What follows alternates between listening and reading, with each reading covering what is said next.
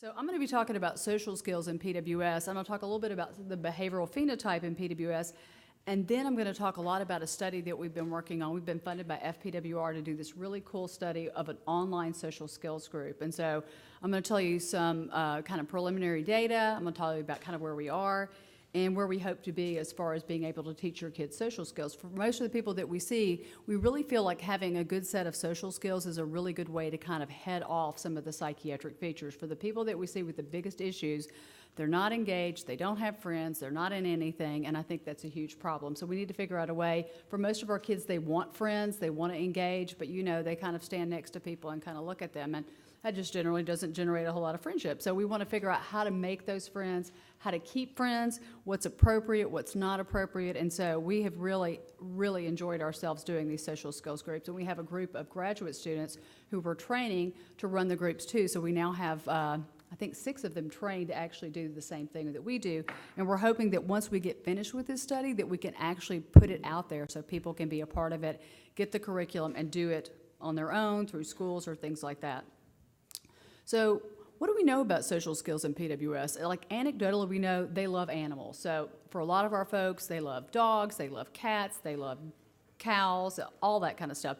We know that animals, they have a really special relationship. So we find that as far as social skills go, if we can find a way to kind of maximize their, you know, what they like to talk about, which is sometimes their pets and things like that. They like building jigsaw puzzles. A lot of them like doing that. And so when we have like some of our group meetings, we actually just put a bunch of jigsaw puzzles on the table, let everybody work together.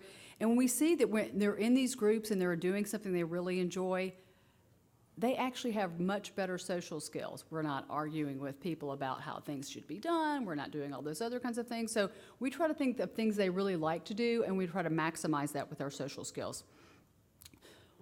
A lot of people say that, you know, everybody with PWS has autism. They definitely don't. They're interested in more than just food. They're interested in people. Sometimes food sometimes eclipses that, but in general, they're really interested in people. So people say they don't want friends. They aren't interested in other people. Again, not true. It's just that sometimes their needs, sometimes they have a hard time connecting with people because they want to talk about their special thing that they're interested in, and they have a hard time understanding that people might not be interested in that. People say they don't have normal social interactions because of food, but we do have people working. We have people who actually have friend groups. They're in Special Olympics. They're on bowling teams. They do things in social groups. So the deal is food should not be the only thing that concerns you when it comes to that. You cannot say, I'm going to keep my little child in the bubble and make sure that they're never having to face any hardships or have to deal with things. That's not a really fair thing to do. We have to find ways to kind of normalize social interactions. We limit food, we supervise food, or we keep food out of the picture, but they need to be able to have normal social interactions. And again, we have people going to parties and dances and sleepovers, but we really have to find a way to maximize that opportunity and not just say they can't do it. Only 12% of our sample actually has true autism, and so I think that's really, really important when people say, oh, it's 80 to 90% of people who have UPD. Just does not seem to be true. It really is a much smaller number than that. And also, people with PWS are also very socially motivated. They want friends. That's what we kept, part of the reason of doing the studies, we have so many teens and adults who say, Elizabeth, I want to have some friends. I want people to invite me to stuff. I want a boyfriend. I want to have a life. I want to work somewhere. So for us, we started to realize that once they get out of school, and for those of you with kids in school, you're not there yet, but once you get out of school, it's like a wasteland, man. There's just nothing out there. There's no services. There's no kind of opportunities. So what we're doing is really targeting people who are right out of school, who are finishing up school, so they're maybe in transitional areas as far as what they're doing, and trying to find ways to connect them socially. And again, many parents do find ways to socialize, even with food issues. You do have to keep them safe, but they can do social activities, so you should not isolate them and say they can't do it because of all of the food issues. So autism and PWS definitely looks different, definitely more common in people with UPD and boys, but I have people who have deletion or printing mutations who also have autism. So don't say just because my kid doesn't have UPD doesn't mean they have autism, because that's not true either. But poor social and communication skills, definitely restricted interest. We have people who are interested in kind of odd topics like, you know, weirdly enough, Michael Jackson. I hear a lot about him, and I'm just kind of like, what? You know, so they like to talk about him, and they ask me questions. I go, you know, he's dead. And they're like, oh yeah, I know. I'm like, okay, we need to have a big conversation about like what he's done and his albums and whatever else. So again, kind of restricted interest. Rigidity, repetitive behaviors, definitely sensory issues. Eye contact, again, a huge issue. You know, some kids who don't have autism have poor time with eye contact, but if you have true autism, it is really hard for you to look at people. They lack empathy, they have a hard time reading social cues. And again, some have classic autism, and then some have some more of this kind of just general autistic-like features. So again, we try really hard to actually measure them in a really kind of stringent way and not just kind of do questionnaires and say, oh, yep, checked all these boxes. They've got, you know, they've got autism. For those of you who do online questionnaires, or in my day, it was the Cosmo, you know, questionnaire, you knew that you had whatever they said because you checked so many boxes. So we think that is not the right way to diagnose autism. You really should be more stringent and look at a lot of other things. So depends on how you measure it. Checklists give us a lot of false positives, and so even for the ADOS, which is kind of like the gold standard of autism diagnosis, it gives us a high false positive rate. So we actually kind of reconcile all the things that we need to know, like background, and we have another clinician who has been doing this for almost 40 years who helps us look at tapes, and she'll go, definitely doesn't have it. So we are able to get like this kind of like second person eye to do it. I do all the ADOSs, but it's great to have her input. And again, only 12% of our sample actually had autism. More common in UPD, but again, we have some girls with autism and we have some other subtypes. So I think it's important to know that if you have autism, it makes it a lot harder to actually gain those social skills. And I know for some of the folks that we've had in these groups, if you have a really high issue with autism and autistic-like features, it's hard for you to participate in this group. So we did have one young man who was really sweet, but he just couldn't participate. He would just sit there the whole time like this. Be like asking him a question, he'd go, I don't know. And I'd be like, okay, so, you know, he wasn't able to converse, but most of the folks really get a lot out of it. And again, that's like the one thing that we kind of say, that if you have autism, it probably isn't a great fit for you. So we've been looking at social skills for 20 years. We have so many people. This young lady who's doing one of our tests actually has UPD, doesn't have autism. She's a really social girl. We've had lots of conversations. She designs dollhouse furniture, which I think is a pretty cool thing, but literally has her online business where she does this. And so it's really cool to see people who have UPD, who are she's almost an adult now, who are doing incredibly well with PWS and social skills. So there's lots of different ways to measure social skills. We do parent interviews, we do questionnaires, we do interactive tasks that are kind of unstructured. You know, it's really great to ask them stuff like, so tell me about a time you've been mad. And they'll go, I don't usually get mad. And I'm like, well, I just spent 2 hours with your parents and that's not what they told me. And they're like, no, well, can you think of anything that makes you mad? And they'll go, yeah, I can't think of anything. And I'm just like, okay, so having those unstructured tasks is great because it gives us an idea to kind of really converse with them and talk about that when they feel certain things and whatever else. So we have these standardized measures of social interaction. These new ERP tasks that we're doing actually let us kind of figure out about social skills. We've actually, Sasha is getting ready to publish a really cool paper looking at differences in people with UPD and deletion. And one of the cool things she's found is that people with UPD might have fewer food issues, like they don't look at food so much. They don't look at the right part of people's faces either. They're looking at their mouth, and it's like, you know, it's hard to figure out how people are feeling if you're looking at their mouth, right? So we're saying that even those kinds of things tell us some differences in social kinds of behaviors. And we're also really interested in real environments, school, play, all those kinds of things. So the nice thing about this online social skills group, it gives us like a peer group that runs online, and we can actually kind of see how people interact with others. So ERPs give us an idea. Brain response to pictures. I always tell people, you know, brains don't lie, man. You can't fake it. And like I said, we've had people who truly will tell us that, you know, they have lots of friends, they do lots of things, they, you know, and then their parents will go, no, we don't, nobody ever invites us over, nobody, you know, whatever. And if I ask the kid, I'll say, so tell me who your friends are. And they like alphabetically name every kid in their class. And I'm kind of like, yeah, that's not real friends. Those are just people you go to school with. And they're like, no, they're my friends. So it's like we want to make sure that we understand what quality friendships are like versus people you might know. And again, we could do ERPs with really young people, and we also know that they can show treatment effects. So there are some subtype differences here. And again, one of the cool things that we did is we had people watching these short movie clips of kids interacting. And we've actually used them in our social skills training groups so that we can kind of see what that looks like. Some are nice and some are mean. Can you tell the difference? And there's one where a girl runs into a girl in the hallway and knocks all of her books out of her hand, completely accidental.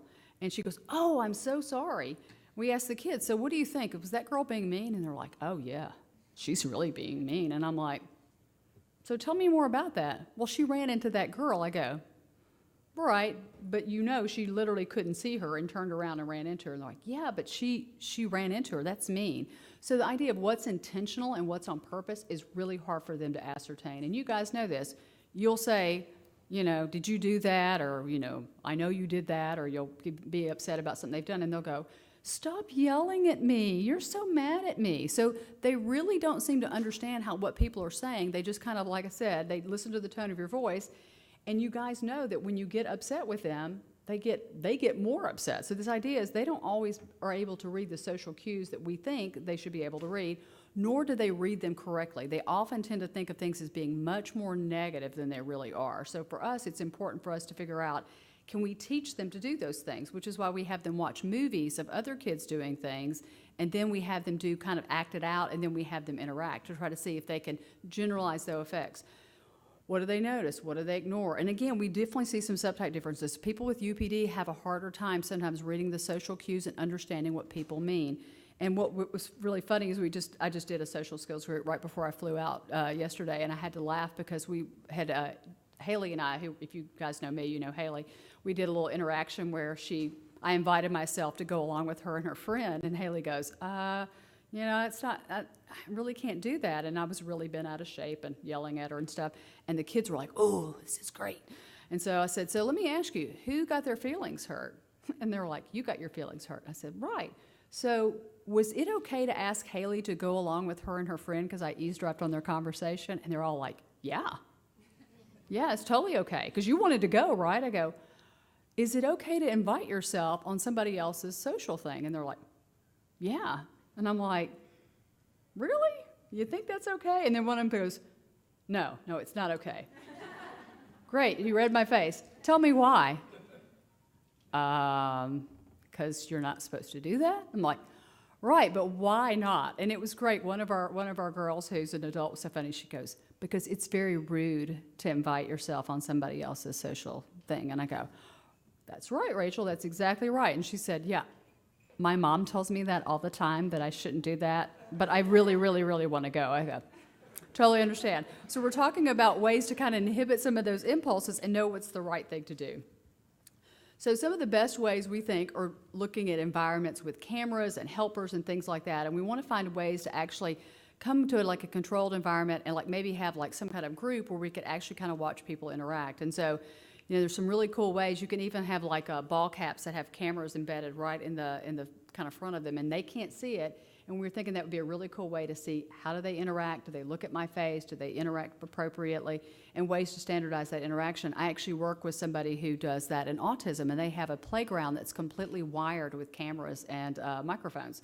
And they put a person with autism in a play group, on the playground, and they watch what they do. And it's really cool to see what they do in an environment that's less controlled and less structured. And you guys all know that. Your kids do fairly well in structured environments where here's what you're going to do, and here's what you're going to do next, and they can follow those things sometimes.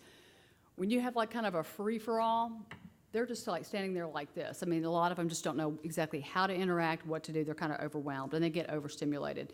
But if we can do it in these small settings, we're hoping we can generalize it to other settings, like school and other things.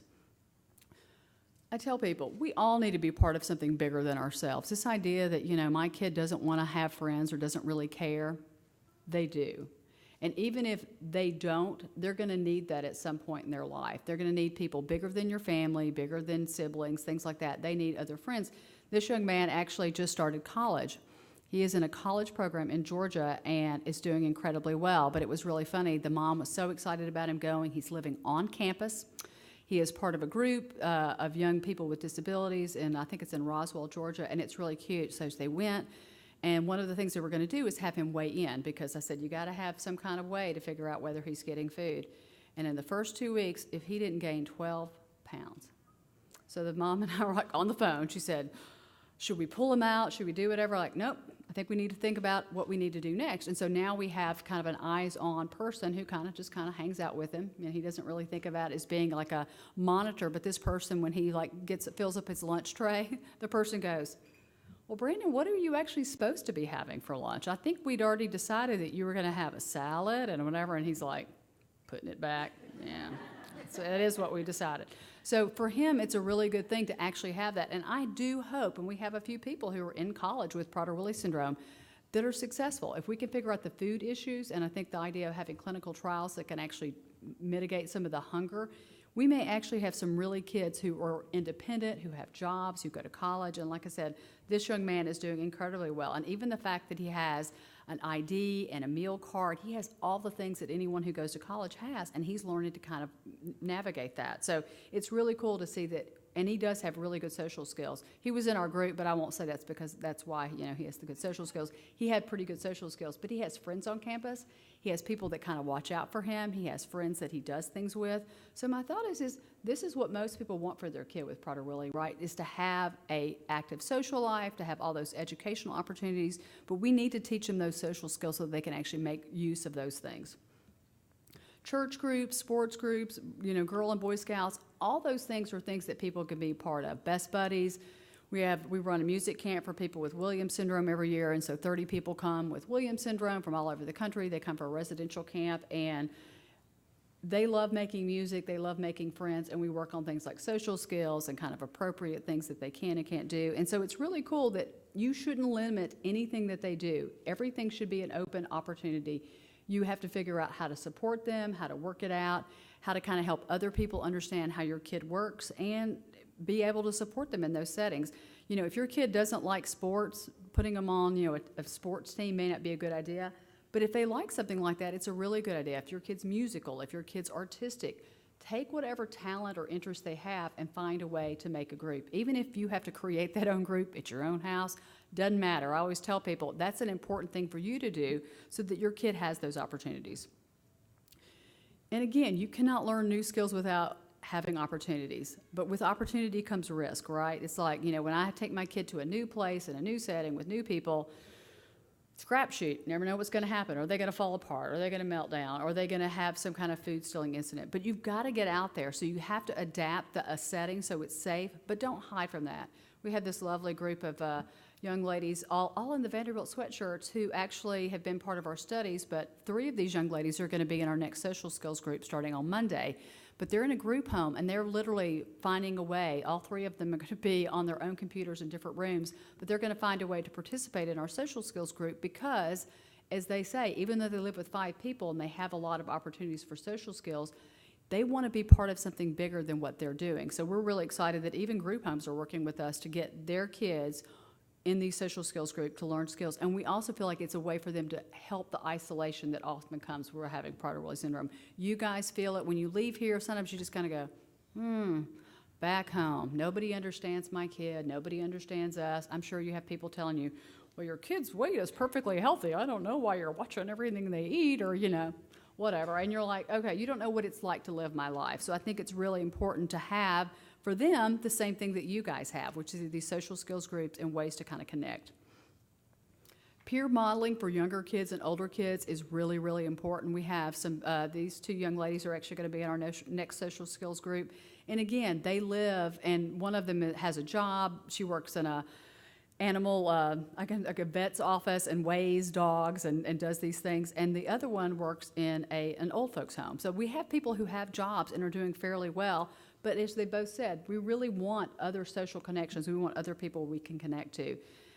Peer modeling makes a huge difference. You guys all know this with your typical kids. You can say something to them about how they should do something, and they're like, yeah, whatever.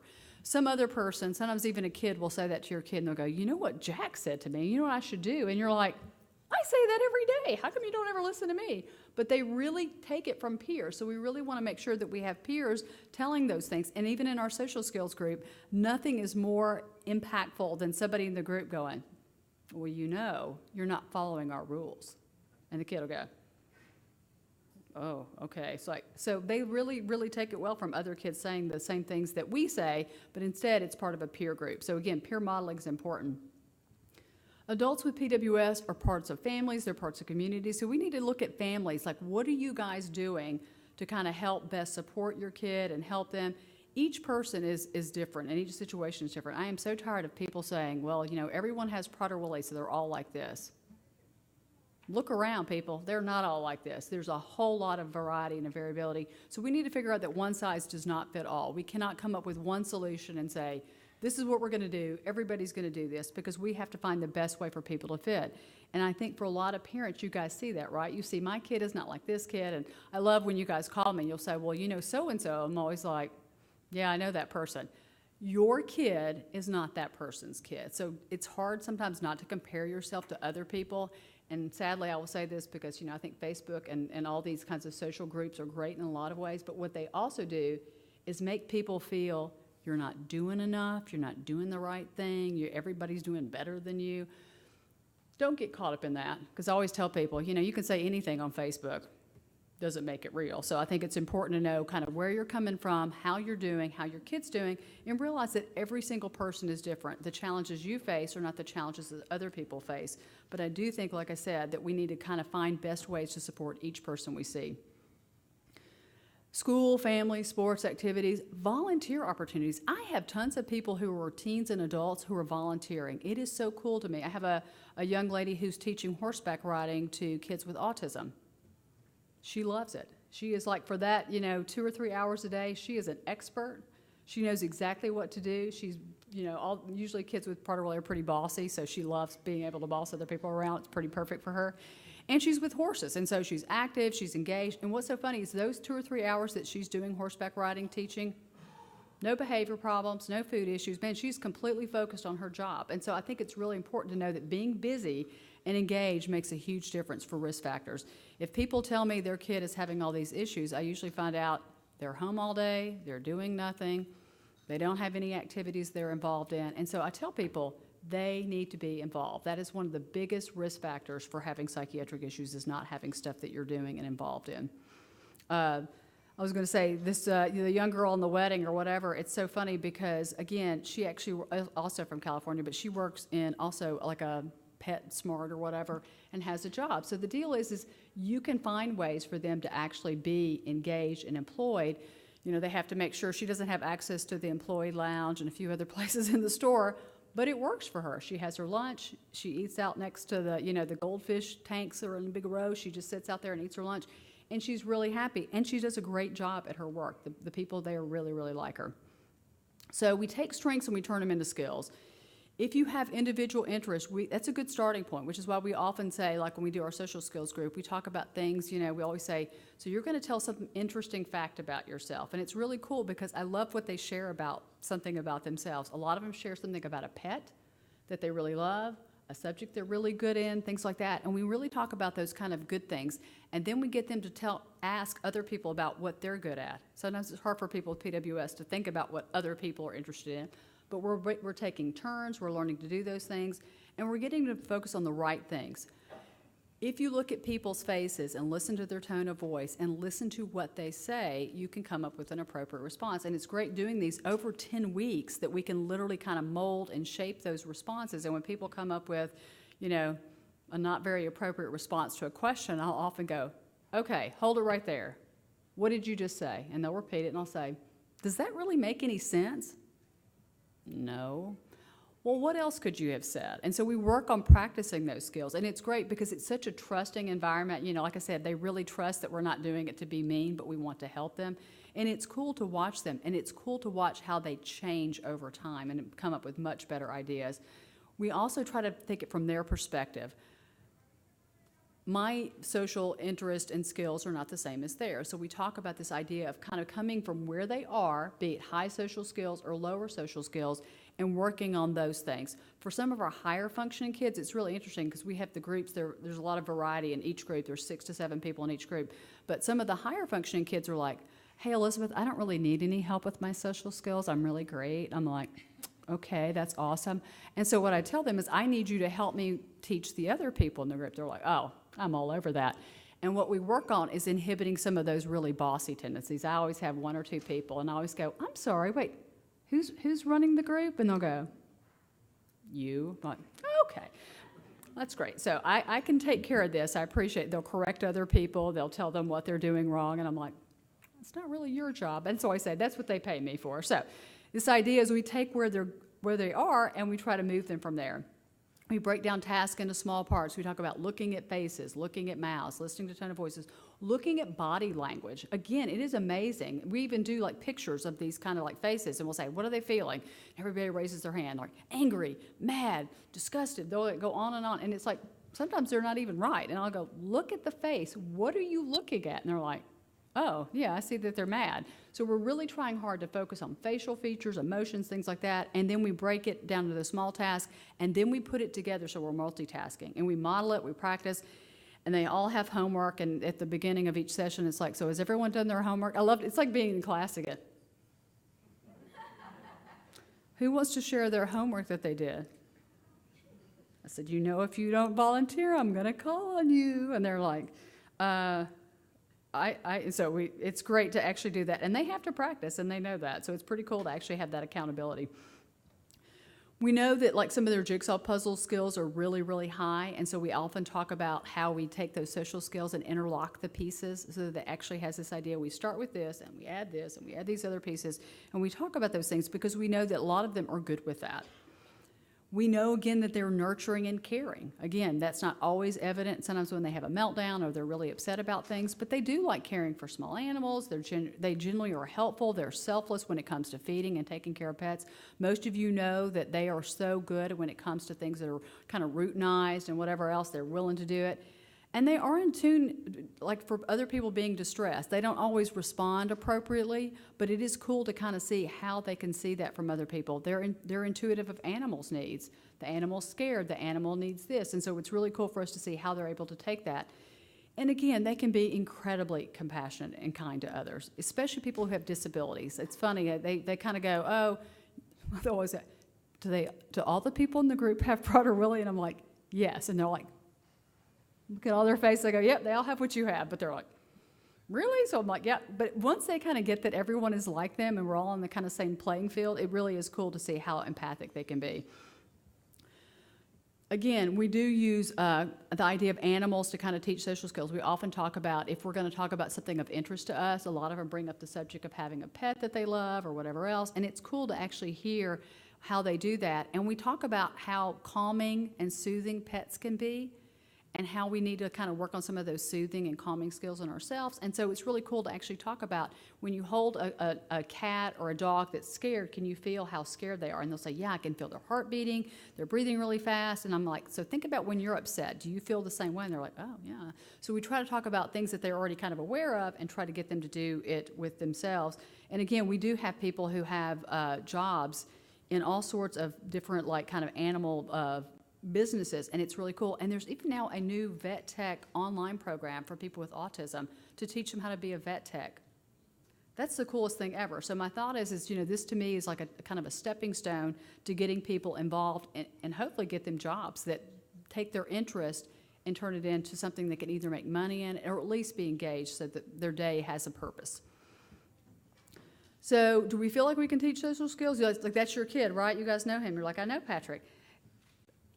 Patrick's actually going to be one of our social skills group coming up this coming week. But we want to figure out where we can start with people and build up those skills, teach them in small chunks, and make it very concrete. It is funny to watch some of our graduate students like come up with these examples. We have a curriculum that's written, but we say you can, you know, kind of like deviate from that, and they'll come up with something. I'll go, as I watch the session, I go, yeah, could you see all their faces when you like came up with that example? I go, and they're like, yeah, I go, that's too abstract, man. It's got to be concrete. It's got to be literal. It's got to be something they can understand.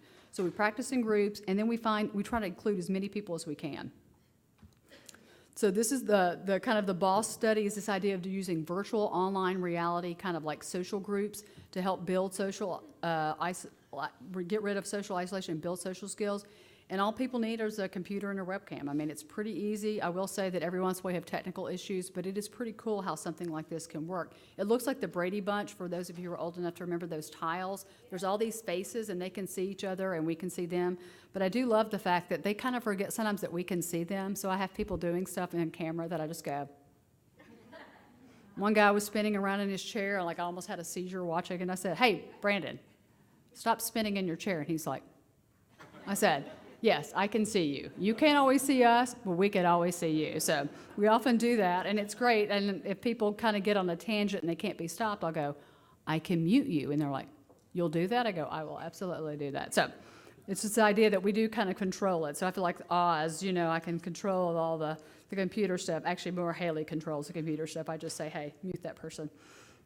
So what we kind of do is identify emotions. We talk about being relaxed and alert, looking in the eye area, and then thinking about what people are feeling. Look at the mouth. Is it congruent with the eyes? Does it make sense that they kind of agree with each other? And then we talk about, what do you think that happened to make them feel that way? And this is one of the most interesting things. It's like, so they take their personal experience and they'll say, their mom yelled at them. I'm like, okay.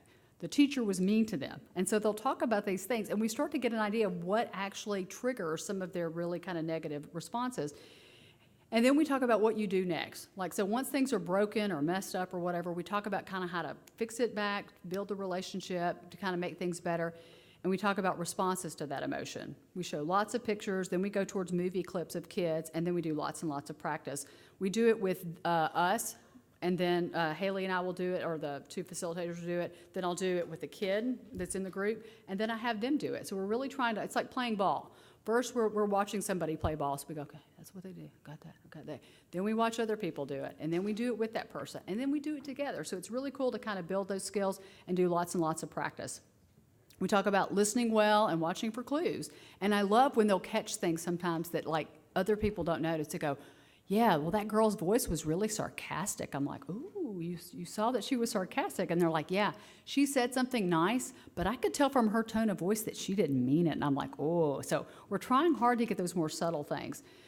Talk about listening and responding with a comment or question. Think about what's important to them, and then ask somebody a question that's appropriate. Turn taking, not interrupting. Sometimes that's hard for them.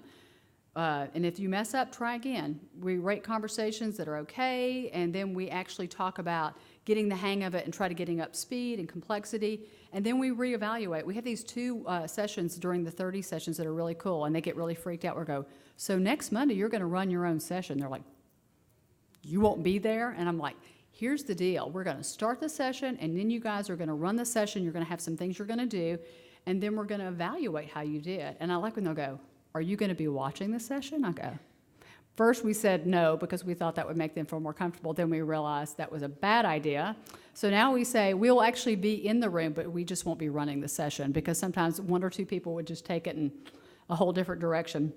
So it's really cool to watch them. And then we evaluate how they did. So we actually watch about, do they initiate conversation? Do they have appropriate responses? And then we talk about those skills.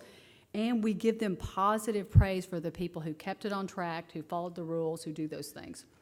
So we talk about handling conflicts. This is something that's really, really important for people with PWS. They often feel like they haven't been heard, which is why they repeat the same thing over and over. You're like, oh my gosh, how many times have I heard this?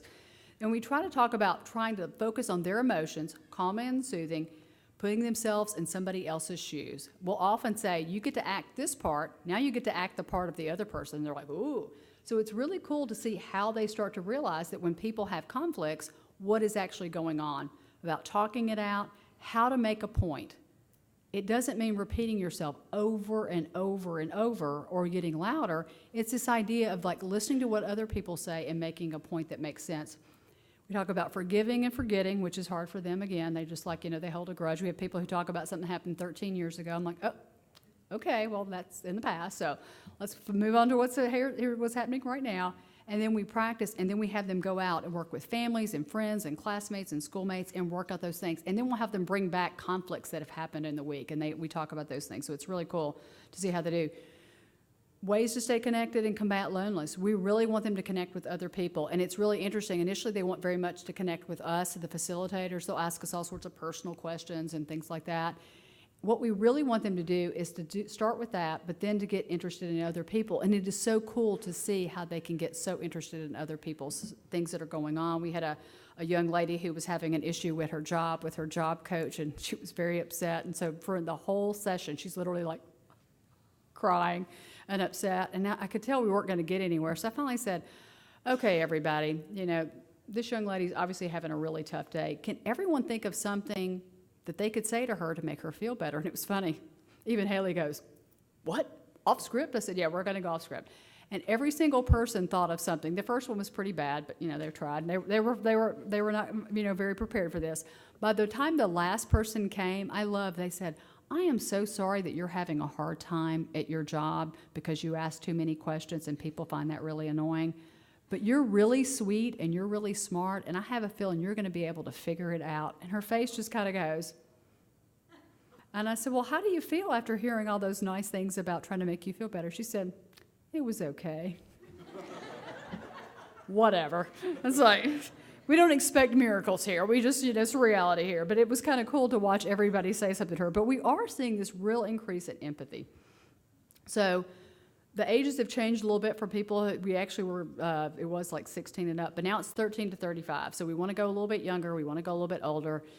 3 times a week, it's like the hardest thing is actually scheduling 3 times a week for 10 weeks at the same time with the same people. But again, that's kind of what we're asking people to do and commit to, and then have a parent who can complete questionnaires and report on progress.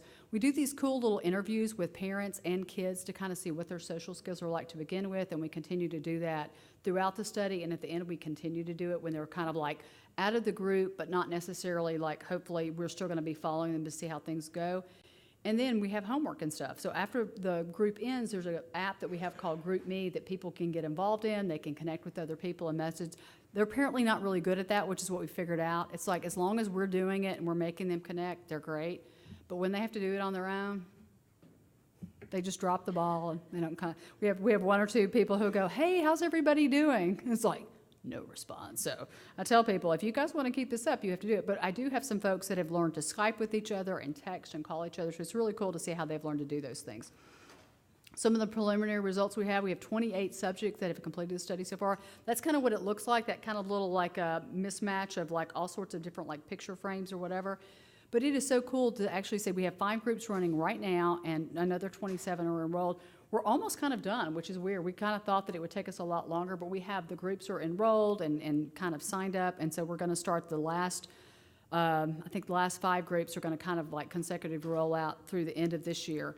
And we made a couple of changes because what we realized is that, again, we want them to connect and to continue to stay in touch, but we've noticed they're not so great at that. So what we're doing now is doing booster sessions. And so some of the preliminary things, we noticed that there's changes in social initiation. When they would first get on the first few sessions, it was really funny. All their faces would come up and it'd be like this. And I'd say, everybody's here, so if you want to ask a question or whatever else, you can do that. And it's like, so we're seeing much more social initiation. They're definitely seeking more contact. Problem solving is improving so much. We had a young man who got very upset with his grandmother who was loading the dishwasher while he was trying to do his session, and you could hear like dishes clanging, and he he's getting very annoyed and distracted, and he got kind of mad at her. And then he started to yell at her, and we muted him because he was obviously very upset, and we couldn't get him back to the group.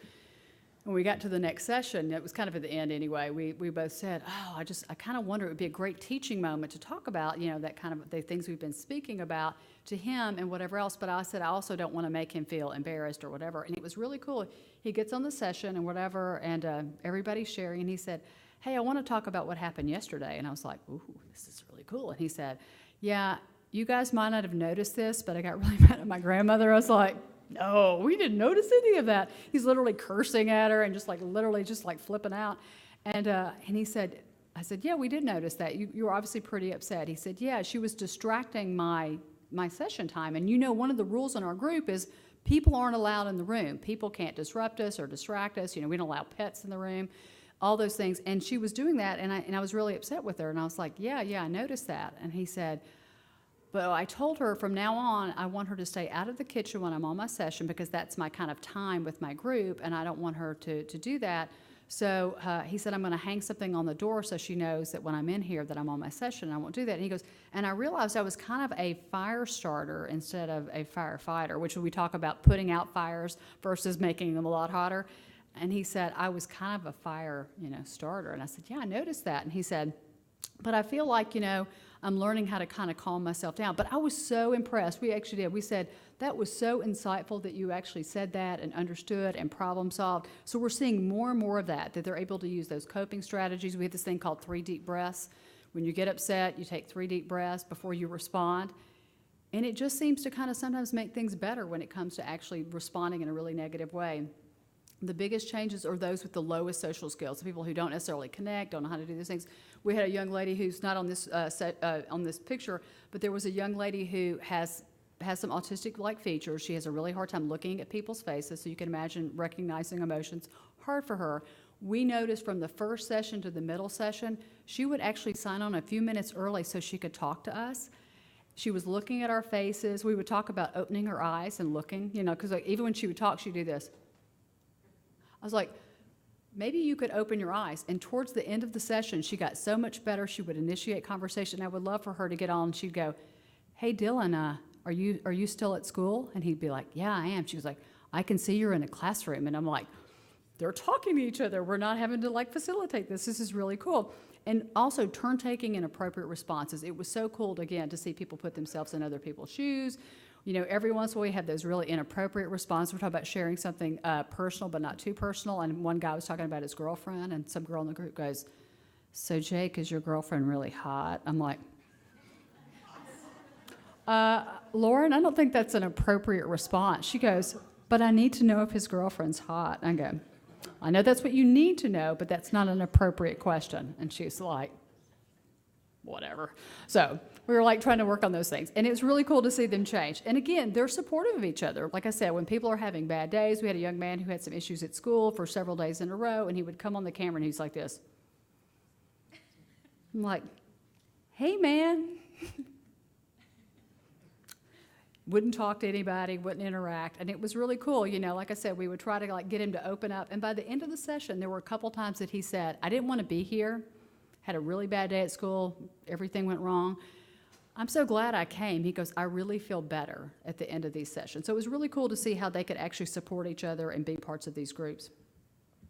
Some changes that we're doing, again, is the larger age range, so we can see in older and younger ages. We're adding booster sessions, so we're going to check in with people every month after we finish the session so they can kind of check in with each other and to boost the social learning, to kind of focus on the skills they've already learned. Again, we're using special education students to show that other people can actually be trained to use this curriculum. I've watched all their sessions, and it's cool. They're probably better than we are. I've said we fly by the seat of our pants. They actually follow the curriculum, and they're really, really good at, because of the ages that they are, of eliciting a lot of like really positive social interactions. We now have a parent manual for parents to help kind of support their kid learning the things at home. We had a few parents who, like, you know, they're like, my kids said they were a fire starter, and I'm concerned they're going to be setting fires at home. And I'm like, that's not what we're talking about. I understand so we have those things kind of listed out so people understand what we're talking about. And then again, we think this curriculum can work in schools and other places and with different disabilities. It's not just obviously PWS. And we're still working to keep them connected. So we need to find some ways to kind of like, we figured out that they connect so much better by Skype than phone. They need to see a face attached to that voice. And so we think that for you guys even, using things like Skype and FaceTime is a really great way to get them to connect, because they need all that social information in order to actually form a social connection with people. Everybody needs a friend. This idea that my kid doesn't need that or whatever else, it's funny. I'm going to tell a story about some people that are sitting in the audience, but a dad called me once about his son who didn't have a ton of friends, and he said one time he went to pick him up at the pool, and Patrick is sitting on a picnic table with his friend, was his name JR, initials or something, really cute kid, was sitting over there, and they just had their heads together, they were leaning over and just talking and just laughing, and he said, when I walked up to pick him up, he goes, I just felt such a sense of, Patrick's the kind of friend. He's got a real friend, somebody who loves him and accepts him. And he said, it just made me feel so good. And I think that's really important, that everybody needs a friend. We all have that in our lives, and they need that. So we need to really think about this idea that we need to build those social skills. We need to find ways to connect them. And we need to find a way for them to make friends. And even if it's the friend is a little bit of a weirdo, doesn't matter, because right, it's like our kids aren't exactly always so typical. But you know, parents always say, you know, well, my kid always wants to hang out with the typical kids, but they don't like anybody with a disability. And I'm always like, I know, it's interesting, right? And they'll sometimes say, I mean, that other kid's a real, you know, real weirdo. I'm like, you're kind of a weirdo too, man. And they're like, well, yeah, but not like that person. But I think we need to find ways for them to connect with others. And it doesn't have to be somebody who's typical, maybe. It just has to be somebody who loves and accepts them just where they are. So again, it doesn't have to be the same. I want to thank all of our families who come to see us, because without you guys, we wouldn't know all this that we know about social skills. And I just think, like I said, we need to find ways to connect people socially and kind of make this thing work. But we're really excited about this. I mean, I have said that it has been so cool for me to be able to do these social skills things. And Haley and I have such a good time, and we sometimes just laugh so hard at the stuff they say because it's hilarious. And the stuff they share about family members and, you know, siblings, I'm always like, this is kind of awkward, but I love the fact that they actually like being in these groups, they like participating in these groups, and they really do connect with each other. And like I said, it is really cool. We've actually had some little kind of burgeoning romances that have come out of it. It's like, oh, Aaron is so cute. And I'm like, oh, look at you. So it's kind of cool to watch how they've connected with people. But they're looking for those kinds of connections. So I think it's really important to think about those things, to nurture those things. And again, this is a really cool way that people don't have to be in our kind of our backyard for us to be able to help them. We've had people from Canada. We have a family from New Zealand who's going to participate. Literally, they could be from anywhere, and they can be part of these groups. So we're really excited about finding ways for people to connect. But I wanted to take questions if anyone had questions about more social kinds of things or whatever. So I'm kind of going to open it up to that. So, oh, go to the microphones. Yeah, sorry.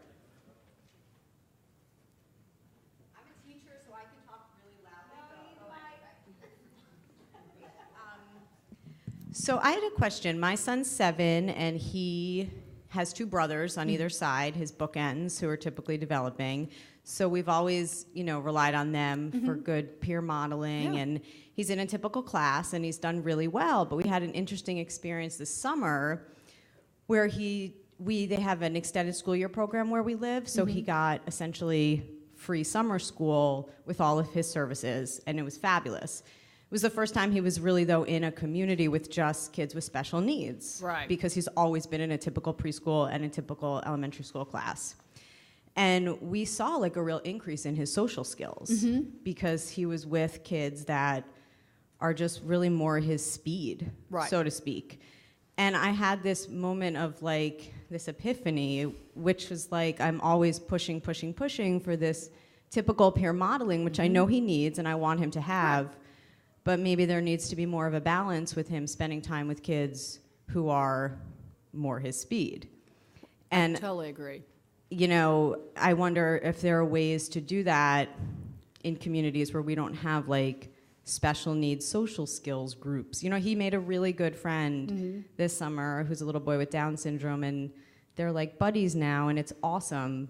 But that's one kid who has a busy life, and right. So I don't know. It just.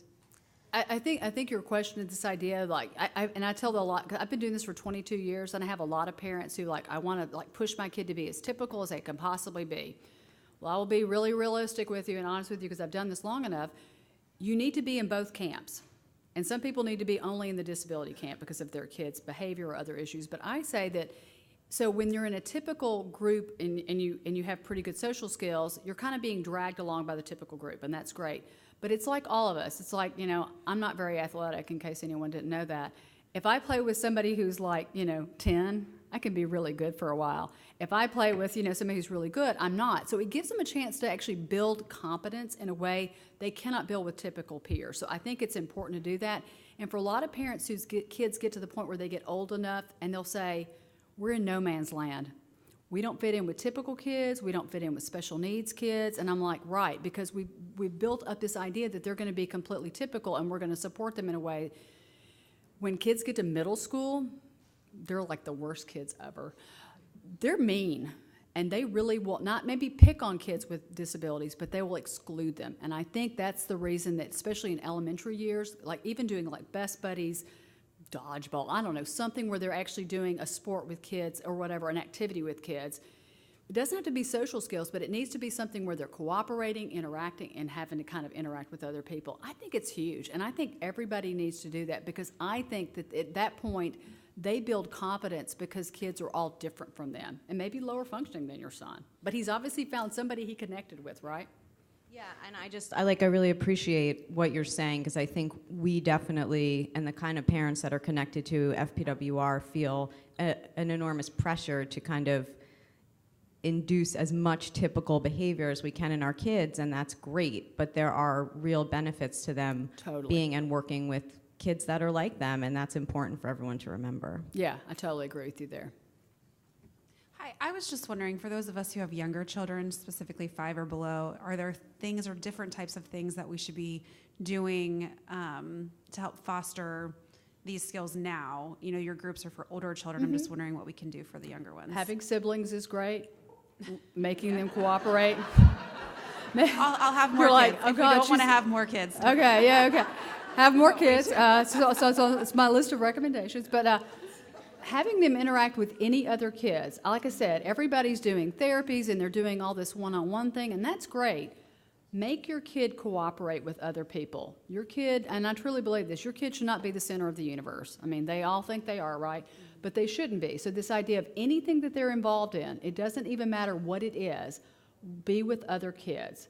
You may have to coach them. I mean, we're literally coaching people about how to initiate a conversation, how to deal with rejection. We'll have them invite a friend, like on our groups, to do something, and when that friend says, nope, I've got other plans, and that face is like, so we talk about how to kind of recover from those things. But in your case, I think if you have a younger kid, have them do anything that is involved with other children, cooperative or whatever else, and you will have to do a lot of supporting, modeling, role playing, even if it's with you. So how would you ask a friend to do something fun? How would you do those things?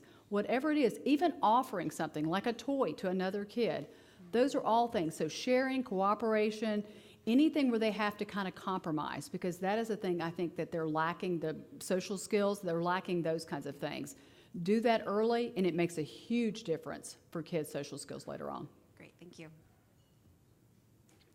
Hi, my son is 5 with PWS, so I also a similar question. Do you envision these groups ever going a bit younger? I don't know that they could go quite that young. Right. We've talked about maybe going down to like 8 or something like that. So you have to have the idea that you have enough attention and kind of like visual understanding so having a group would maybe be too much for a kid that age, but maybe a one-on-one interaction. I think for kids that age, the more important things are for them to be around other kids, cooperate, again, do those same things. And again, role playing, where I'll pretend I'm your friend or whatever, but when you see them doing something that's like the right thing to do, lots and lots of verbal praise. I saw how you did blah, blah, blah, and I thought that was really cool. I like how you did that. Did you see his face, how excited he was that you asked him that or you did that? Lots and lots of buildup. What I find for a lot of kids with Prader-Willi that are younger, they don't necessarily, other kids that age learn from other people. We see other people do things and we learn how to do it. That doesn't seem to be the case in PWS younger kids. You literally almost have to do it's kind of like hand over hand learning.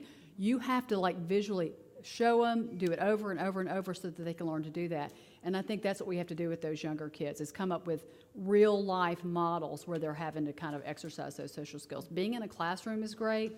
But doing things after class is so structured, and that's great, but like recess time, after school activities, play dates, inviting someone over, and I always tell people that, it's like speed dating. You try a couple people out, you say, I don't really like this kid, he's annoying, this kid's really disruptive.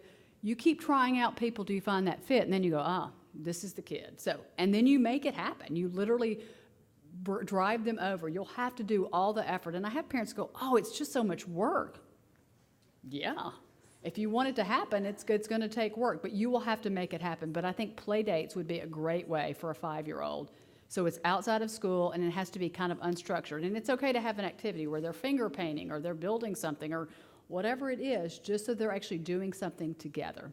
So it's those kinds of things. Thank you. And I just have one comment. I found it very interesting in response to Becky's question as well about working with kids who also have other challenges or disabilities. He does do a weekly social skills play group at our speech therapy that he's been doing for about a year now. It includes children, not with PWS, but some are on the spectrum, some other speech challenges.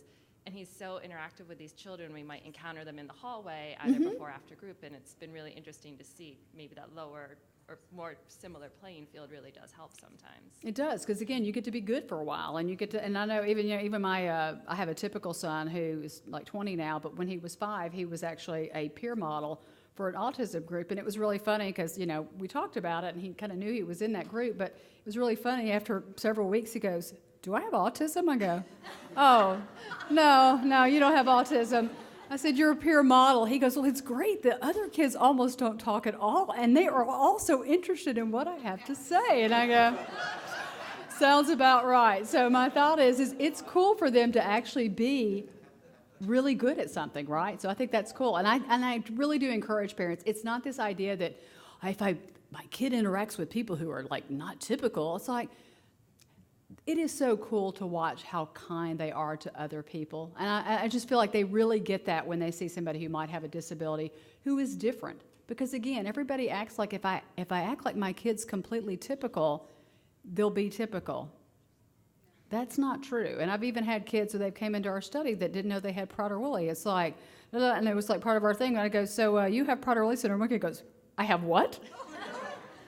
I said, oh, this is very awkward. I thought you knew. You're like 10. And he's like, no, I what is that? I'm like, oh, my God. And so I had to explain to him what it was. And I was like, wow, okay. So, it's this idea that, and what was so cool is he goes, oh, God, things make a whole lot of sense now. I'm like, so, again, we have to like tell them that it's okay that they have this and that I always tell people, everybody has something.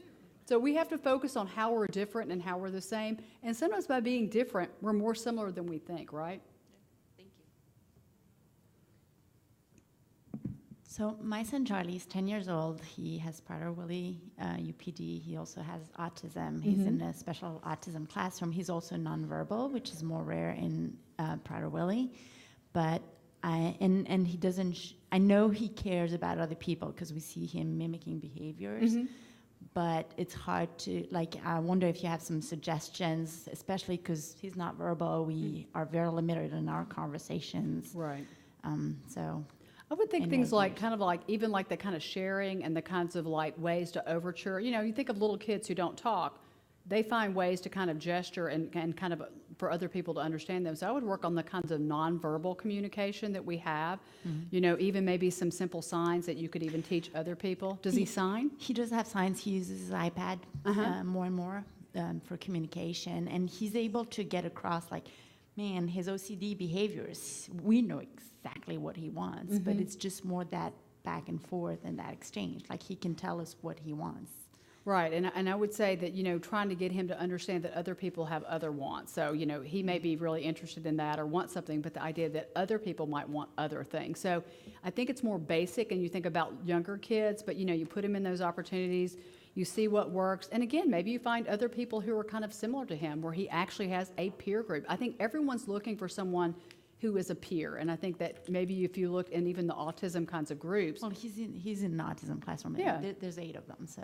Yeah, I think it's a little tougher when they don't have the social motivation piece, so I think you have to really kind of work on those most basic things.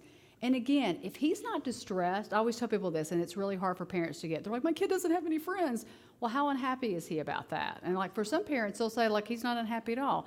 We're not going to fix something that ain't broken. And if they're not really interested in other kids, and they don't seem to care about that, then I don't think we say it's broken. We just say they have different motivation. So I would say that connecting with people in any way, even if it's almost like parallel play, I play with my iPad, you play on your iPad, maybe we play a game together, whatever it is, then you find a way for him to connect with other people.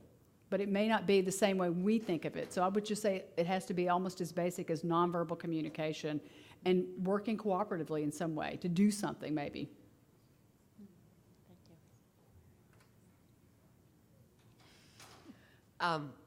You had me at hello. We're totally sold, but the listing of the times and the dates don't work. Are you going to do anything past this first September to? Yes, we may do that. So we're trying to figure out now kind of how far we can actually kind of run this. And we do have a lot of people who are interested in working at dates and stuff. We're going to maybe regroup when we get kind of to the end of this year and kind of figure out, because we are really struggling with people who would be great fits who just cannot find the dates and the times. And again, and we're also asking, so for what people often say is, well, my kid can do it from this time to this time. And I'm like, right, so I have to have 2 facilitators who can actually do that. And we have to, it's really funny talking to grad students, can we do it this time? Okay, so that's the dinner hour. You understand PWS? They're not going to go, oh yeah, I'm going to forgo dinner to do my social skills group. And even eating, we don't allow them to eat on camera. I'm like, if you have a snack, you have to eat it before you get in here. The last thing I want is somebody going on camera. I mean, everybody's going, right. What is she eating? So, Well, and the fact that it's only 30 minutes, I would adjust things. It's just in the fall, she is swimming. She's not even home yet. right. So that and, so, was and we have, in we've the had a winter few, we we've could- had a few kids who've actually done it. It's kind of some weird place. I have a couple kids that actually stay at school like a little bit longer to do it at school. I have a few people who do it like on their iPads or whatever. And again, as long as parents, you know, like we don't want everyone to be on an iPad in their car or whatever, but we have people. I had a kid who was camping out, and I'm like, where are you, Jake? He goes, oh, I'm camping. But I love the fact that he said, I didn't want to miss social skills group. He goes, I'm in a quiet place. There's no one to distract me. And I was like, great. So my thought is we're willing to do that. But I feel like eventually what I'd like to do is find some way to kind of put this more on an online thing where we could have people, even parents maybe, facilitate these groups. So once we get the curriculum set, which I think we're pretty close. I mean, I feel like now we have a really good curriculum. It works really well. Once we get that in, then it may be that we can actually have parents get the curriculum and do it themselves whenever it works for them, for whoever it works for. Well, if you do it after November, we're in. But Okay. and then I was just going to share because we have my daughter is 16, so we are of the sort of older group, and the whole conversation around the typical and also the non-typical. We have gone a route of she's always been in a typical classroom, but camp, she goes to a camp with kids with disabilities, and it is so, and we looked at it that same way of saying, you know, during the school year, she is never the superstar at all, and you know, she's on the swim team, she's never the fastest, but at camp, man, she's, you know, she does amazing. really, really well. And she's the first one to say, this is my home away from home. And these are, you know, the people. And she's the first one to go up to, I'm sure if you saw her last night, she would tell any of you. She was trying to tell the Ostermans, you have to send Max here. And they had not had a kid with PWS, but have really worked with us. And it awesome. has been huge. And I think, like you said, that idea that people need to be more open to this idea that, you know, it's amazing to watch your kid really shine in these groups. And I think all of them are looking for that. And we do find that they'll say, I've kind of found my, you know, if somebody said my tribe, it's like they found their tribe. And it's really important to fit in. So I think that's really And a cool those thing. are the kids, I would say, that she is most, that she texts with and she talks to, and you know, whether it's high-functioning Asperger's or whatever that they have, but those are the ones that she definitely has really more cool. of a connection to. So, okay. My question is less about groups and more about individual interactions. So one thing I notice a lot with Dean is I was laughing when you talked about them going up. Like Dean will just go up like to someone this close and just like stare at them. I'm like, hello, can't do that.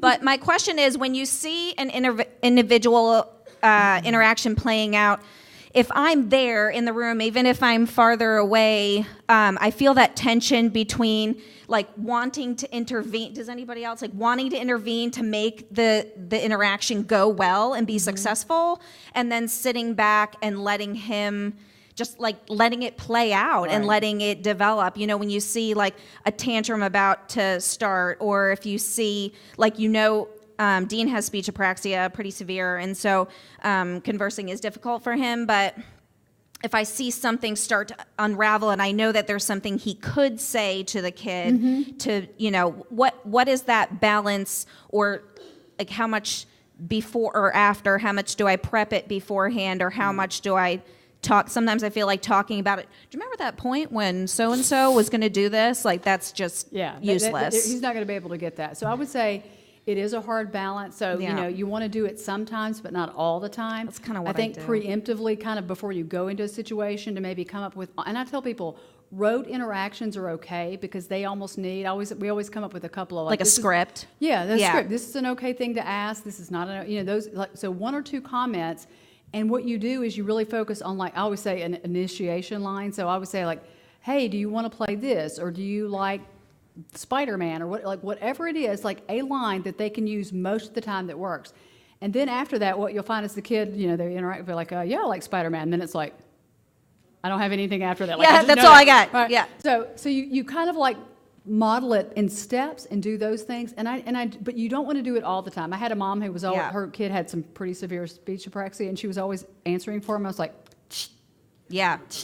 She goes, well, he's hard to understand. I go, yes, he is hard to understand. And sometimes I have to really go to figure it out. But what I loved is once he started doing it himself, his speech got better, his everything got better. And so he's actually in our social skills group. And it's so cool to watch him now because he is really a superstar when it comes to being able to say appropriate things. So I do think you have to prompt, model, do whatever.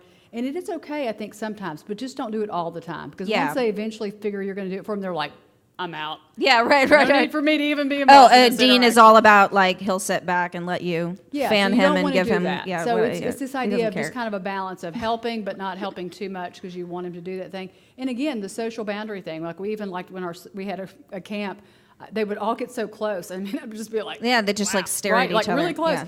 And I would say, if I can touch you, you're too close to me. So I would love they would want to tell me something and run up to me and they'd go, and then they'd drop their arm and I'd be like, there we go. So eventually I like to get to the point where you don't It's have a to put start. your arm up as you run across the room, but at least I get, so that idea of like kind of like social bubbles and things. So it's like autism. Some of the things that work well for them work well for this population. Concrete reminders of what you do and how you do it. So once you do that and you model it enough, you hope that he would take some of those tasks and learn them himself. But it has to be rote. I was going to say the other thing too is I notice is, again, the repetition and everything, it gets to the point where like, all right, you've now been talking about Power Rangers for 15 minutes and no one else is interested anymore. So let's move on. And I have to kind of give them a topic to like, let's talk about Star Wars. And we talk, we talk about kind of like not staying on a topic and kind of driving it into the ground. And I will make a little blurb. I don't know if any of you guys watch Atypical, which is a Netflix show about a young man with autism. It's become my new favorite show just because there's so many social issues.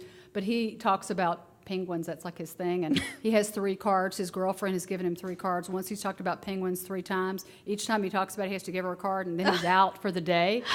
And I was like, what a cool idea. We used to do tick marks, but you can do something like that. If you talk about it, you get a card. But there are ways, that concrete reminders for them to do that because they don't always know. And when they're really excited about something, they don't get that other people aren't excited about that same weird thing. So Then again, my 10-year-old talks about Pokemon all the time, and people don't really care about that. It's on the typical continuum. So it's just more intense.